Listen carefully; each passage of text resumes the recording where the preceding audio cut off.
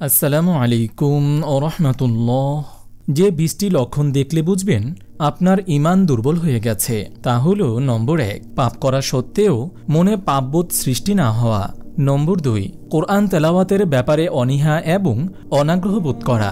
নম্বর ৩, ভালো কাজে আলসিমি বোধ হওয়া বা ঢিলেমি করা, যেমন নির্ধারিত সময়ে সালাত আদায় না করা।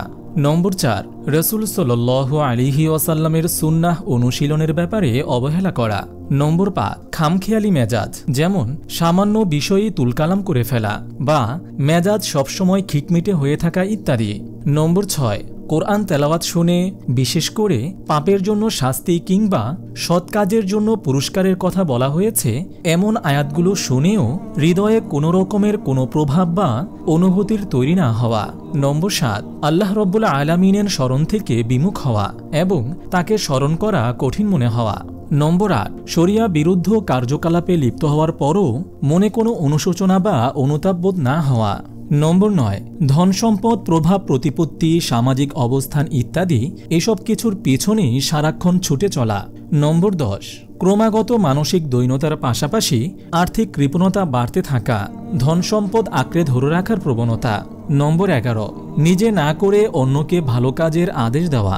নম্বর ১২, অন্যের অবনতি ক্ষয়ক্ষতি দেখে মানসিক তৃপ্তিবোধ হওয়া।